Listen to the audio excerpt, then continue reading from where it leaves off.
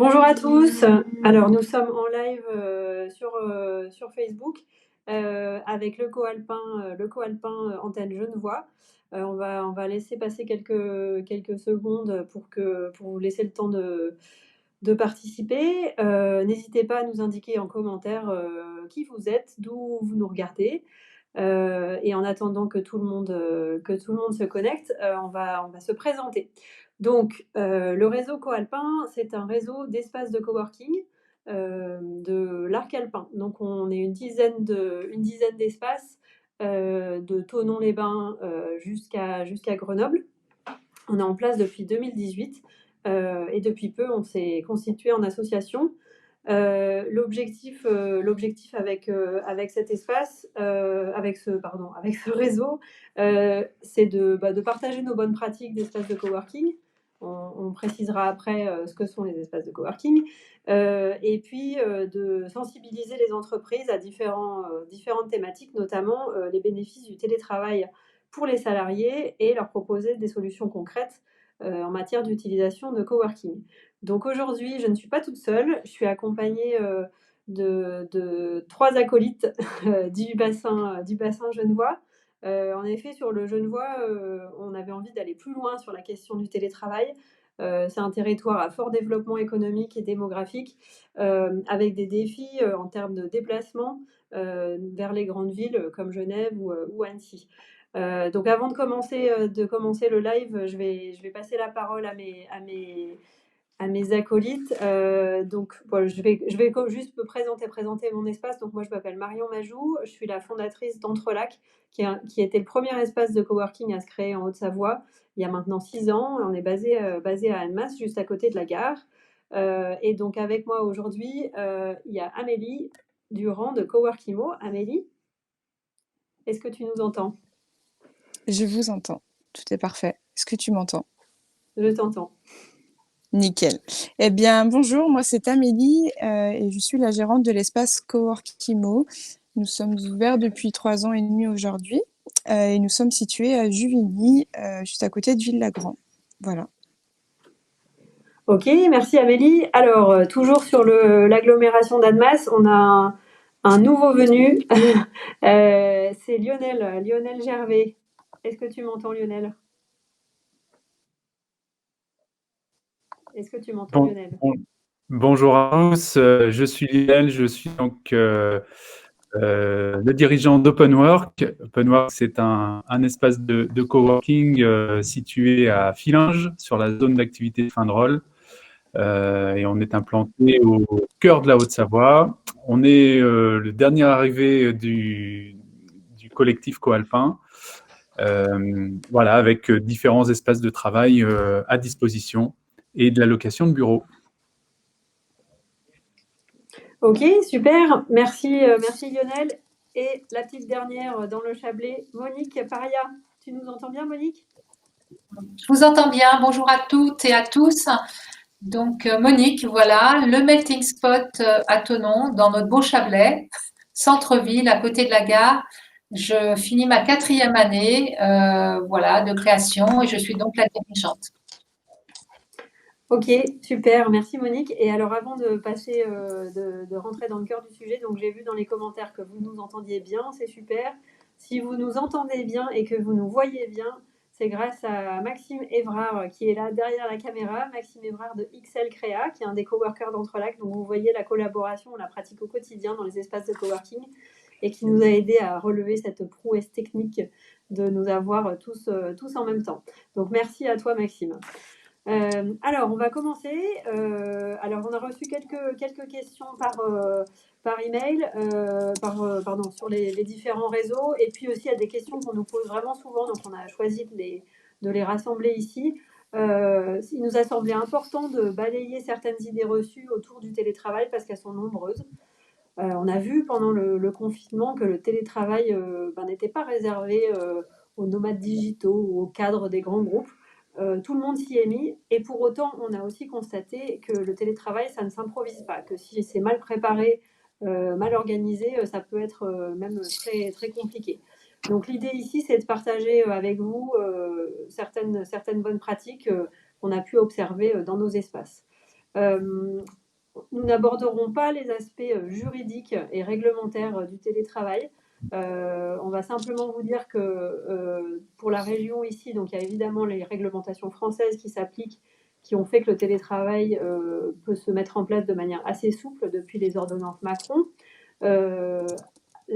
Avec la Suisse et les travailleurs frontaliers, il y a des règles bien spécifiques et notamment la nécessité de ne pas dépasser un seuil de 25% du temps de travail passé en télétravail. Actuellement, ce seuil est relevé à 100% du fait de la crise sanitaire, mais le principe de base, c'est 25% du temps de travail. Si vous voulez creuser ces aspects juridiques, on vous conseille un guide qui a été très bien fait par les cabinets de conseil Ocalia et Sophies et le cabinet Eurex, qui est un cabinet d'expertise comptable transfrontalier. On va vous mettre le lien vers ce guide en commentaire parce qu'il balaye vraiment les réglementations en vigueur en France, en Suisse, et puis qui envisage en fait toutes les possibilités. Voilà, donc aujourd'hui, l'idée c'est de partager avec vous des bonnes pratiques et les outils qu'on a développés pour les adeptes du travail flexible, et puis de répondre à vos interrogations sur la mise en œuvre pratique du télétravail. Voilà, alors, première question. La première question, c'est j'y vais ou j'y vais pas? Parce qu'évidemment, cette question, elle peut se poser aussi bien pour l'employeur vis-à-vis de ses salariés que pour le salarié qui souhaiterait passer au télétravail. Donc la première idée reçue qu'on entend souvent, c'est Lionel qui va vous en parler, c'est « non mais de toute façon, mon boss ne voudra jamais ». Donc on a réfléchi à quelques arguments que vous pourriez mettre en avant auprès de vos patrons et également chefs d'entreprise ou directeur RH, restez à l'écoute parce que le télétravail peut avoir évidemment des bénéfices pour vous.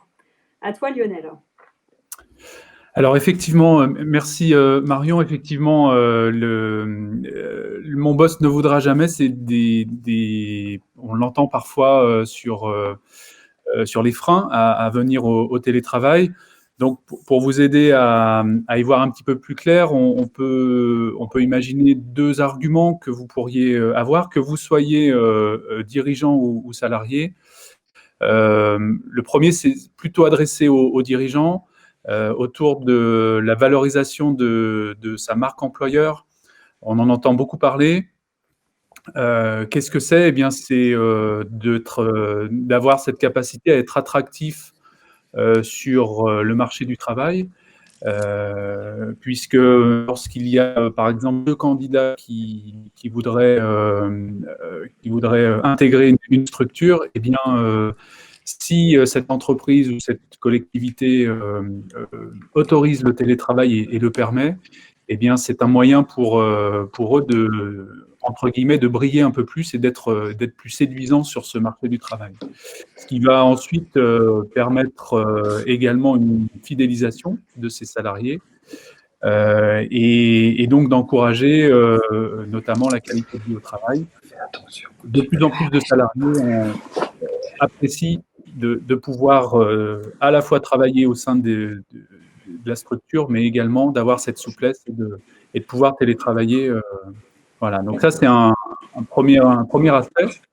L'autre élément qui touche peut-être plus le porte-monnaie des entreprises, c'est la réduction des charges immobilières qui permet de libérer du budget pour s'occuper ou alors pour prendre un abonnement des typologies ou des espaces de coworking que nous représentons. On sait que les mètres carrés sont chers aujourd'hui en Haute-Savoie et bien le fait de pouvoir libérer des espaces pour ensuite bien, permettre aux salariés de travailler en dehors de la structure, bien, ça peut être un élément financier intéressant pour les entreprises. Voilà les deux éléments qui permettent de contrecarrer le fait que les entrepreneurs ou les dirigeants ne voudraient pas l'utiliser au sein de leur structure. Ok, merci Lionel. Alors effectivement, ouais, c'est les deux arguments que tu viens de mentionner sont hyper importants et on en a plein d'autres à partager avec vous, notamment on a déjà des télétravailleurs dans les espaces de coworking. Pour ce qui concerne Entrelac, c'est près de 25% de nos membres. Donc n'hésitez pas à nous contacter, que vous soyez employeur, que vous cherchiez à comprendre comment d'autres entreprises mettent en place le télétravail en espace de coworking, ou salarié si vous cherchez à convaincre votre patron. Alors, deuxième idée reçue dont Amélie va nous parler, qui est non, mais de toute façon, le télétravail pour moi, c'est pas possible. Mon job ne peut pas s'exercer en télétravail. Alors, on est d'accord qu'il y a certains métiers que si vous êtes chauffeur de bus ou coiffeur, c'est un peu compliqué de faire du télétravail. Mais Amélie va vous démontrer que ce n'est pas forcément le cas pour tous les métiers. Effectivement, Marion, c'est une grosse question pour certains d'entre vous, mais on dénombre 50% des emplois qui peuvent être exercés en télétravail. Effectivement, les domaines d'activité qui sont le plus simples aujourd'hui à exercer en télétravail sont plutôt des domaines dans l'éducation, l'administration, la finance, le management ou bien la communication. En bref, des métiers qui s'exercent grâce aux outils technologiques et le plus souvent derrière un ordinateur ou un téléphone. Comment on peut savoir si son métier est exerçable en télétravail? Eh bien, au lieu de raisonner en type d'emploi, vous pouvez raisonner en termes de tâches. L'idée de ce fonctionnement, c'est en fait de penser à lister toutes ces tâches, à les détailler, et cela vous permettra en fait de dimensionner la charge de travail et évaluer ce qui est possible de faire en dehors de votre bureau traditionnel, donc le bureau que vous avez au sein de votre entreprise. Le fait de faire ça vous permet aussi de savoir ce qui est possible de faire sur les outils technologiques et donc depuis chez vous. Nous allons vers une digitalisation des données, et ça depuis plusieurs années, mais je pense que le télétravail va tendre à ça et tendre au fait que finalement, toutes les données ne seront plus papier et tout pourra se faire à distance. On part sur un exemple, l'orthophoniste, qui est de prime abord un métier qui se fait au contact de sa clientèle. Eh bien, cet orthophoniste pourra faire ses consultations à l'hôpital et pourra également faire tous ses comptes rendus et son administratif, cette fois-ci en télétravail. Nous avons dans nos espaces plusieurs personnes qui sont dans l'univers du commercial, qui sont effectivement chez leurs clients, mais qui traitent tout le back-office ou la préparation de leur rendez-vous au sein de notre espace. Donc, raisonner effectivement en tâches et non plus en catégorie métier va vous permettre de partir plus facilement sur du travail et ne plus avoir ces craintes-là. Voilà. Je ne sais pas si vous avez d'autres questions, n'hésitez pas. En tout cas, sur le fonctionnement, nous sommes là pour vous aider et vous orienter sur des savoir-faire particuliers que peuvent avoir nos coworkers et comment ils l'ont fait eux. On peut avoir certains témoignages, n'hésitez pas. Ok, merci Amélie. Alors, on va passer à... On a donc trois grands thèmes aujourd'hui. Donc, il y a j'y vais ou j'y vais pas. Je pense que là, vous avez quelques billes en poche pour mieux appréhender le télétravail. Maintenant, j'y vais, mais j'ai peur. Donc, on va ici aborder quelques craintes assez communes. Et donc, c'est Lionel de nouveau qui va nous parler d'une des premières craintes. Alors, l'idée ici, c'est de vous parler du télétravail en général, que vous le pratiquiez à domicile ou en espace de coworking. C'est une des craintes principales qui est non, mais en télétravail, moi, si je ne suis pas dans mon bureau en entreprise, je vais être distraite, je vais avoir envie de mettre en route une machine, de parler aux voisins. Je ne vais pas y arriver. Lionel, qu'est-ce que tu nous conseilles pour les distraits? Alors effectivement, pour les distraits, c'est une des craintes de travailler en télétravail. Alors un premier conseil, c'est déjà de choisir soigneusement les tâches que vous allez réaliser en télétravail. Parmi toutes les tâches que vous pouvez réaliser dans votre job, celles qui demandent de la concentration plutôt que celles qui demandent des échanges importants. Il y a des données qui sont ressorties et qui sont intéressantes à connaître. C'est un gain de productivité de 20% dès lors qu'on ne dépasse pas 2 jours de télétravail par semaine. Voilà, donc nos conseils, c'est de prévoir un espace dédié et des horaires fixes.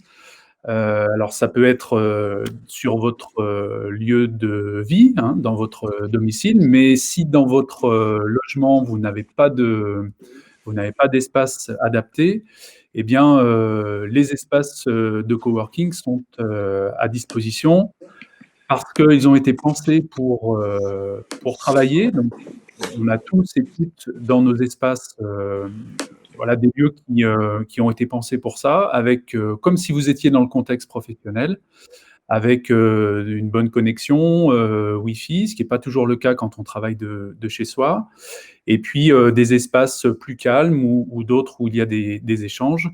Donc voilà, l'aspect où le risque d'être distrait eh bien, est réel, mais on peut trouver des alternatives, soit chez soi, soit dans les espaces de coworking qu'on représente. Donc n'hésitez pas à revenir vers nous soit pour les découvrir ou pour nous poser des questions. On y répondra avec plaisir. Merci à toi, Lionel.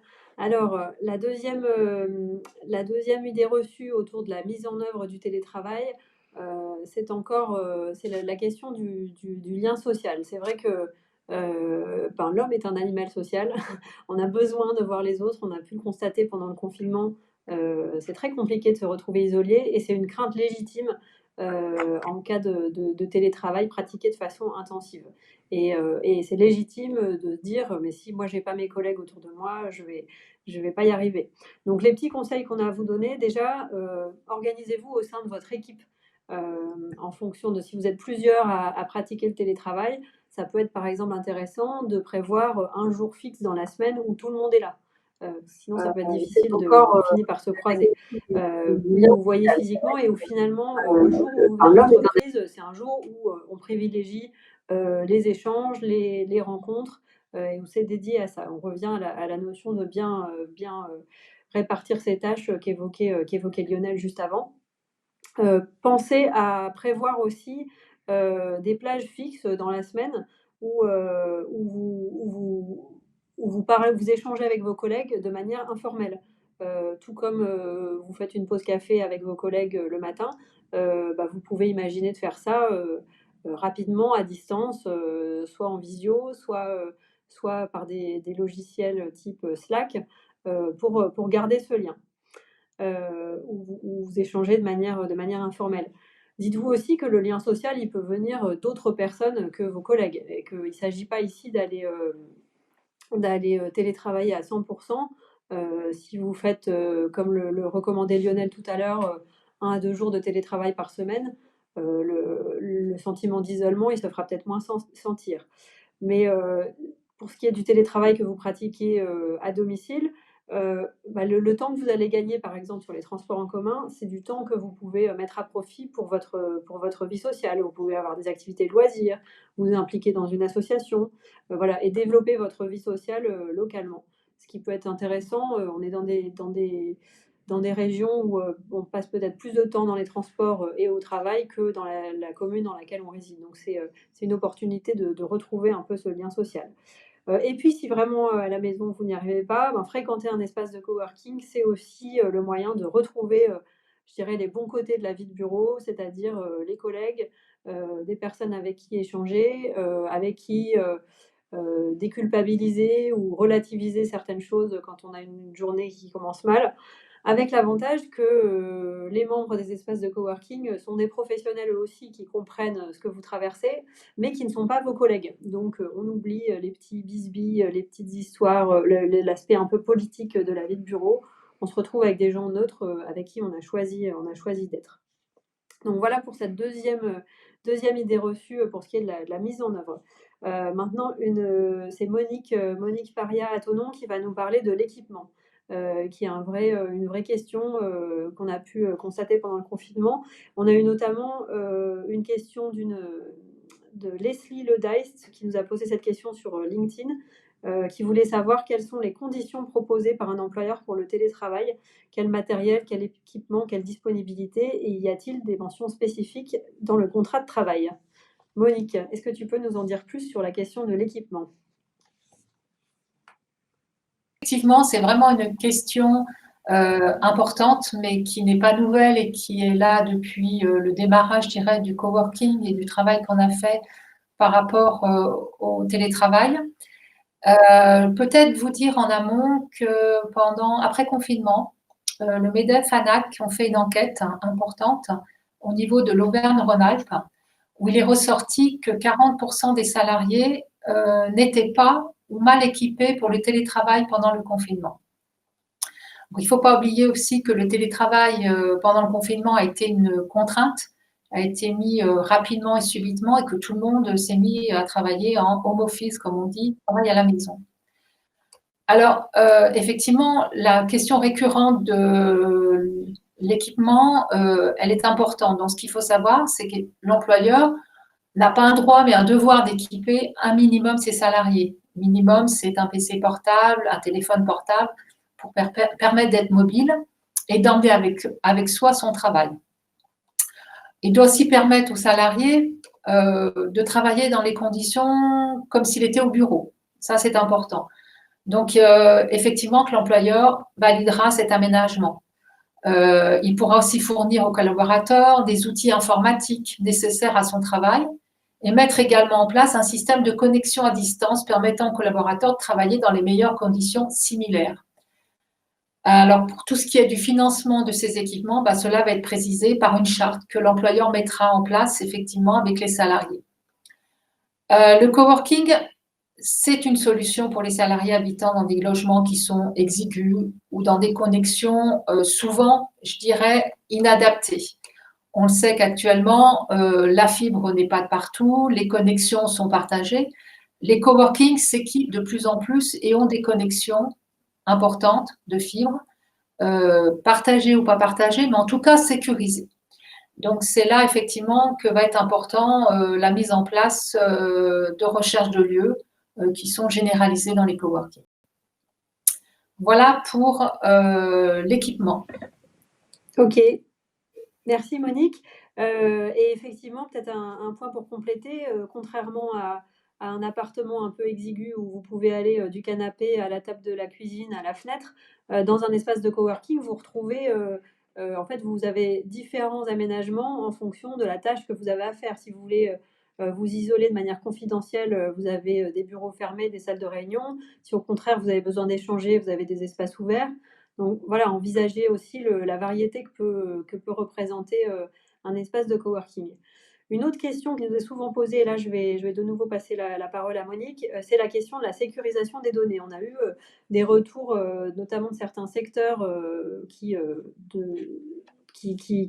craignent en fait pour la sécurité de leurs données. Certaines entreprises qui nous disent qu'elles ne peuvent pas autoriser le télétravail ou pas autoriser le télétravail en espace de coworking parce qu'elles craignent pour la sécurité des données de l'entreprise. Monique, est-ce que tu peux nous en dire un peu plus sur ce sujet? Effectivement, les clauses de confidentialité, elles restent applicables au télétravail. Elles ne changeront pas. Le collaborateur peut néanmoins être responsable de la sécurité des données sur la place du travail, notamment pour le vol des accès non autorisés. Alors, c'est vrai qu'on se pose quand même le quick au niveau du domicile, la sécurité au niveau du domicile. J'ai un exemple concret d'une banque qui travaille sur la mise en place du télétravail de ses collaborateurs et qui, effectivement, se posait la question et disait, voilà, il télétravaille, mais dans un espace coworking, on a toujours ce problème de sécurité. Et c'est vrai que la question que je posais, je disais, mais est-ce qu'à la maison, la sécurité est là au niveau des données? Un petit moment de silence, on se pose la question, effectivement, il n'y a pas trop de sécurité parce qu'il y a quand même un partage de connexion Wi-Fi. On peut parler aussi de la PS4 pour les petits derniers qui est vraiment pas sécurisée. Alors que dans les espaces coworking, on est équipé en connexion Internet, généralement très haut débit, et les espaces sont aussi confidentiels. C'est-à-dire qu'on peut avoir des espaces coworking partagés, mais on peut aussi mettre à disposition des bureaux fermés, des salles de réunion, et tout ça permet la confidentialité. Voilà, je pense que j'ai répondu à la question de la sécurité en général.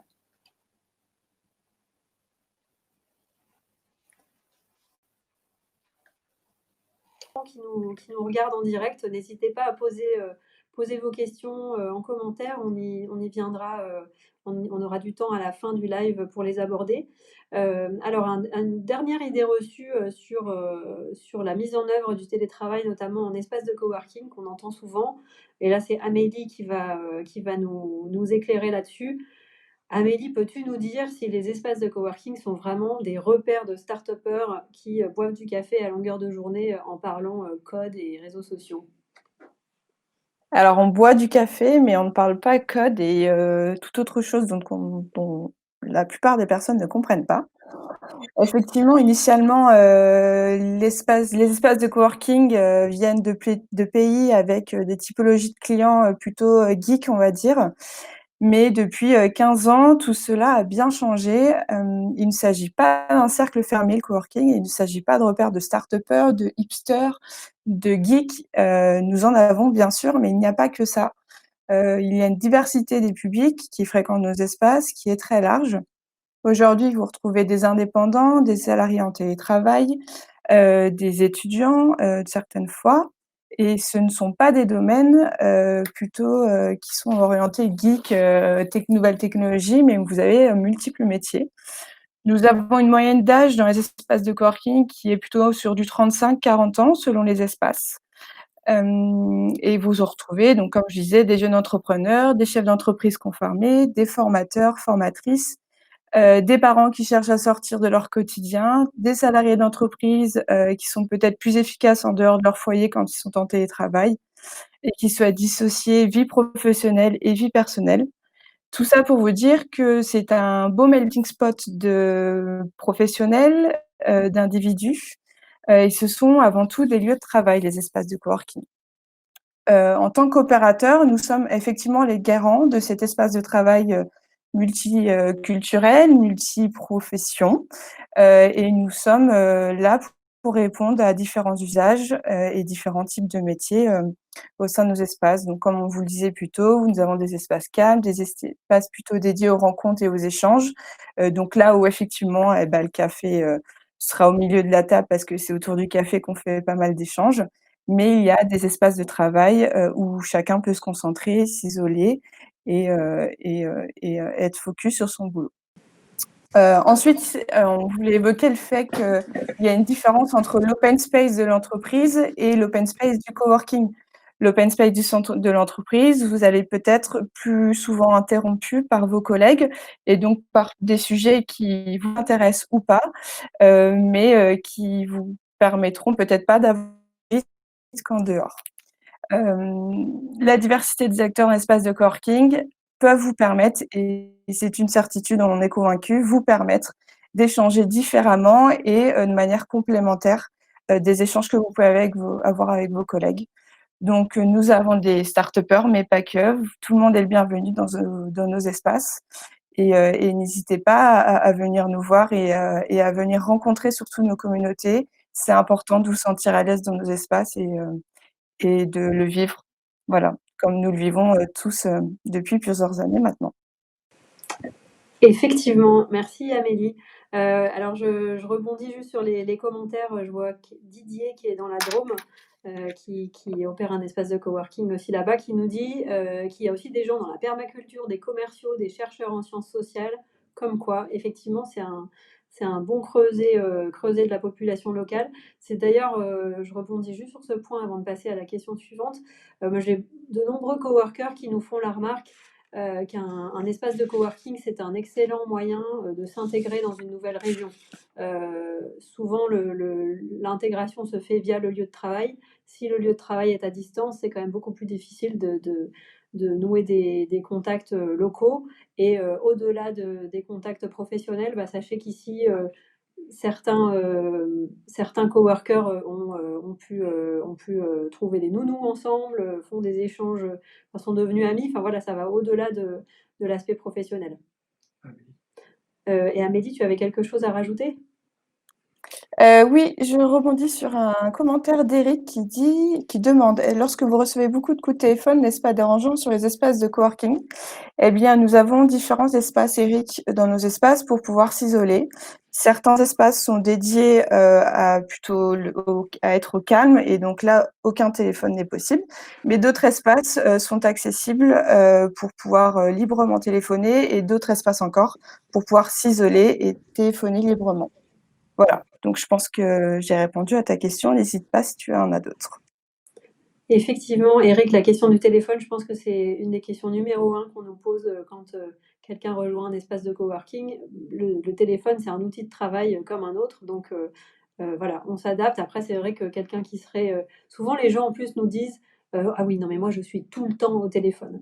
Et si vous faites le petit exercice que vous a suggéré Lionel au départ, non, c'était Amélie, pardon, d'aller réfléchir à vos tâches, vous êtes rarement au téléphone toute la journée. Je connais personne qui fait du démarchage téléphonique toute la journée. Donc c'est aussi voilà, d'adapter vos tâches en fonction du lieu que vous souhaitez occuper. Voilà, on gardera du temps à la fin pour les questions. Le dernier thème, c'était autour, là c'est moins les idées reçues, c'est plutôt ce que vous ne soupçonniez pas parmi les bénéfices du télétravail. Je vais vous citer quelques chiffres. Plus de 70% des Français se rendent au travail en voiture. C'est énorme. Ça génère un coût pour la société de 17 milliards d'euros par an, ce qui correspond à, c'est le coût des bouchons, pardon. Les bouchons nous coûtent 17 milliards d'euros par an, ce qui représente 24 journées de travail. Imaginez le temps que vous pourriez passer en évitant ces bouchons. Il y a 15% du revenu des Français qui est consacré au trajet domicile-travail et un accident du travail sur 2 qui est lié au déplacement domicile-travail. Donc quand on parle des bénéfices pour les employeurs, il y en a un là très clair, réduire le taux d'accident du travail, réduire, j'imagine, les retards et l'absentéisme liés aux bouchons. Donc télétravailler, que ce soit à la maison ou en coworking, c'est d'abord un gain de temps. Fini les bouchons ou les transports publics bondés qui sont en plus en cette période de crise sanitaire, on n'a pas forcément envie de les fréquenter. Ça vous libère du temps pour plein d'autres choses, que ce soit pour travailler à des horaires différents, pour vos loisirs, vous pouvez dormir plus longtemps, vous pouvez passer du temps avec votre famille, vous pouvez vous engager dans la vie associative, pratiquer une activité sportive, peut-être faire des choses qu'on ne peut pas faire si on part à 7 heures du matin tous les jours. Emmener ses enfants à l'école, ce n'est pas une option. Si on est en télétravail, ça le devient. Et voilà, c'est un avantage certain. Il y a également un gain financier pour le salarié au niveau des frais de transport. Et puis pour la planète, c'est également un impact sur l'environnement qui est considérable avec une réduction des émissions de CO2, un trafic routier plus fluide, et ce qui donc laisse la place pour les travailleurs qui, eux, n'ont pas le choix que de se déplacer pour se rendre au travail. Si on fait un petit focus sur la région du Genevois ici, actuellement, il y a 120 000 déplacements domicile-travail quotidiens en voiture vers Genève. Nos amis d'Ocalia et de Sofies ont fait le calcul il y a quelque temps, qui est que si on télétravaillait, si on développait le télétravail pour tous ceux qui le peuvent, et on estime qu'à peu près 50% des postes pourraient être télétravaillés, si on développait le télétravail ne serait-ce qu'un jour par semaine, ça permettrait d'éviter 12 millions de déplacements chaque année, soit 6% des entrées et sorties sur Genève, ce qui serait suffisant pour fluidifier le trafic routier. C'est donc 30 000 tonnes d'économie de CO2 par an, c'est l'équivalent de la consommation annuelle de 6 000 ménages. Donc c'est pas négligeable. Ce sont des thématiques, je pense, qui feront écho, que ce soit auprès des entreprises autour de leurs responsabilités sociales et environnementales, auprès de nos collectivités locales aussi, parce que développer le télétravail ou développer les espaces de coworking, ça a un impact direct et le coût pour la collectivité est quand même minime par rapport au coût, par exemple, de la construction d'une autoroute. Voilà, je dis ça, je dis rien. Et voilà, donc je pense qu'on a à peu près fait le tour ici, nous, des sujets qu'on voulait aborder. Est-ce qu'il y a encore des questions? Alors, Eric dit le télétravail pour 2 jours par semaine. Alors, ben oui, évidemment. L'exemple du 1 jour par semaine montrait qu'un petit effort en termes de télétravail qui ne bouscule pas trop l'organisation des entreprises a déjà un impact assez important sur le développement de la société. Est-ce que parmi vous, Lionel, Amélie et Monique, est-ce Est-ce que vous souhaitez dire un dernier mot ou évoquer d'autres thèmes? Je pense qu'on a essayé de répondre à toutes les questions qui ont été posées. Alors, peut-être en faisant une synthèse sur tout ce qu'on vient d'énoncer, et s'il y a des questions après, je pense que le télétravail, quand on parle de coworking, c'est un bagage positif, je dirais, qu'on peut avoir sur tout point de vue, sur le lien matériel, sur le lien social, mais je pense aussi sur notre qualité de travail, qualité de vie. Et c'est vrai, quand on parle de plaisir au travail, je pense que dans les espaces coworking, on a la possibilité de retrouver ce plaisir au travail, le confort de travail, les confidentialités qu'on peut avoir au niveau de nos tâches. Et quand tu as fait la synthèse, Marion, sur le CO2, les heures de déplacement, la fatigue et le stress, je pense que tout est dit au niveau de cette conclusion en tout cas. Ok, Amélie, je crois que tu voulais rajouter quelque chose? Oui, je rebondis à Eric qui nous dit, a priori, sur le long terme, on constate des effets compliqués lorsque les salariés, notamment, ne rencontrent pas leurs collègues. Eh bien, je vais partir dans l'extrême et je vais donner l'exemple d'entreprises qui, elles, ont choisi le 100% de télétravail et n'ont plus de bureau. Ces personnes-là donc, travaillent soit en home office, soit en espace de coworking, mais savent se réunir et savent garder du lien avec leurs collègues. Donc effectivement, le télétravail, il faut savoir l'adapter à chacun, il faut savoir l'adapter à son rythme de travail et managérial si nous sommes des managers. Rien n'empêche d'être à la fois quelques jours par semaine en entreprise et quelques jours chez soi ou en coworking. Nous vous demandons absolument pas d'être en total télétravail. Il faut simplement savoir ce qui est mieux pour soi, ce qui est mieux pour son entreprise et s'adapter aux nouvelles manières de travailler et de travailler avec ses collègues surtout. Oui, Ok. Merci, je terminerai. Oui, effectivement, je crois que c'est toujours une question de dosage. Lionel, tu avais un dernier point. Oui, c'est vraiment pour faire une synthèse, mais tout a été dit, que ce soit sur les conditions matérielles, le lien social, etc. Voilà, ce sont de nouvelles manières de travailler et ce qui relie, c'est une vraie souplesse dans ce que l'on peut apporter, mais également dans l'état d'esprit des gens qui sont présents sur le télétravail, que ce soit chez eux, mais aussi, on le voit dans nos différents espaces. Donc, passons ces barrières et osons faire le pas, qu'on soit salarié ou entrepreneur, pour y goûter, parce que y goûter, c'est adopter ces nouveaux modes de travail qui vont aller en augmentant et notamment par rapport aux besoins des différents salariés, mais aussi des entrepreneurs. Voilà, Okay. une synthèse de mon côté. Merci Lionel. On a encore 2 petites questions qui nous ont été posées. On va y répondre et puis ensuite on va clôturer ce live. Eric demandait quelles entreprises, par exemple, je pense qu'il fait référence aux entreprises évoquées par Amélie en 100% remote, donc 100% à distance. Donc il y a des entreprises qui de fait se sont installées avec l'idée de ne pas avoir de siège fixe, donc principalement souvent des entreprises du numérique. Et puis d'autres, le confinement et la crise actuelle ont été déclencheurs de certaines décisions.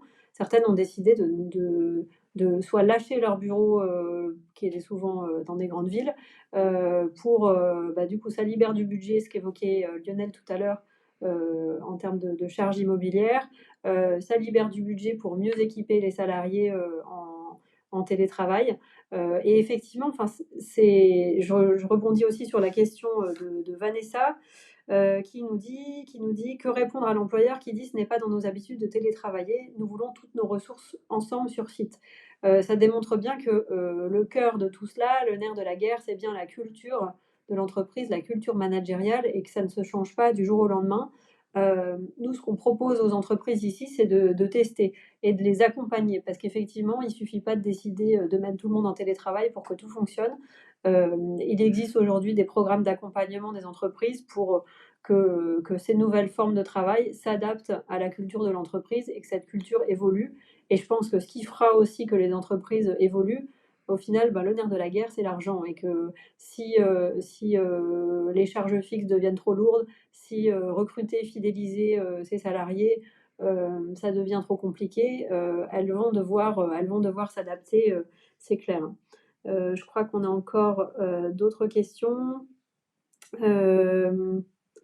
Alors, Emmanuel nous parle du Chief Happiness Officer. Effectivement, quand on entend parler de ces nouveaux métiers, ça nous rappelle pas mal ce que nous on fait dans les espaces de coworking et la notion de bien-être au travail qu'évoquait Monique. Voilà, et je crois que Monique voulait rebondir là-dessus. Je voulais rebondir sur ce que Didier Moulin écrivait, télétravailler mais entouré par d'autres pros, j'aime bien ça. J'aime bien le compromis entre mes besoins individuels de ma vie pro, mais aussi dans mes besoins de sociabilité en tant que personne. Bon, voilà, je trouve que c'est un bon compromis au niveau de notre vie en général.